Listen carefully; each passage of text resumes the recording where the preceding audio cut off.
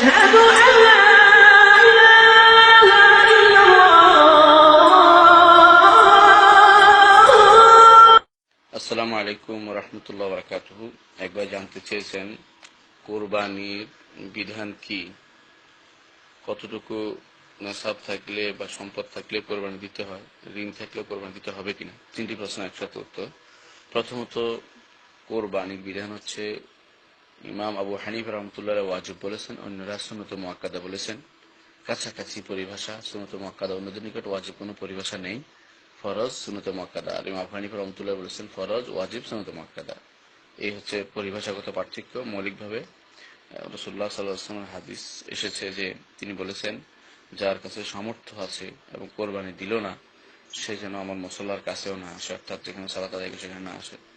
রাসূলুল্লাহ সাল্লাল্লাহু আলাইহি ওয়াসাল্লাম কোরবানি, আল্লাহর জন্য কোরবানি দেওয়ার ব্যাপারটি গুরুত্ব দিয়েছেন। সেই জন্য আবু হানিফা রাহমাতুল্লাহ ওয়াজিব বলেছেন, অন্যান্য ইমামগণ সুন্নত মুআক্কাদা বলেছেন। তো এক পরিবার থেকে একজন দিলেই কিন্তু পুরো পরিবারের দায়িত্ব আদায় হয়ে যায়। যদি 91টি পরিবার থাকে আর যদি ভিন্ন আলাদা হয়ে যায়, তাদের হাঁড়ি আলাদা থাকে, তাহলে ভিন্ন আলাদা সামর্থ্য অনুসারে কোরবানি দিতে হয়। এটা সুন্নত মুআক্কাদা, এটা হচ্ছে বিশুদ্ধ মত, কারণ ওয়াজিব বা ফরজ হওয়ার কোনো দলিল, সরাসরি কোনো দলিল নেই। তারপরে কথা হচ্ছে যে কতটুকু সম্পদ থাকলে কোরবানি দিতে হবে। বিশুদ্ধ মতে কোরবানির দিন তিনি যদি কোনো, কোরবানির দিন পর্যন্ত তার কাছে যদি কোনো এমন সম্পদ থাকে যে সম্পদ দিয়ে তিনি কোরবানি দিতে পারবেন, এতটুকু নেশাব পরিমাণ হওয়া জরুরি নয়, কারণ এটা কোনো জাকাতের জিনিস না। বরং তিনি কোরবানির দিন পর্যন্ত তার প্রয়োজন পূরণ করার পরে অতিরিক্ত এমন সম্পদ যদি থাকে যা দিয়ে তিনি একটি ছাগল অথবা একটি গরুর একটি অংশে 7/1 অংশে অংশগ্রহণ করতে পারার মতো তার সম্পদ থাকে, তাহলে তার জন্য কোরবানি হচ্ছে সুন্নত। তার জন্য কোরবানি দিতে হবে। তিনি কোরবানি দিবেন আল্লাহর জন্য, এই অংশটুকু কোরবানি দিবেন। গোশত আপনি খাবেন, কিন্তু আল্লাহর জন্য দিবেন।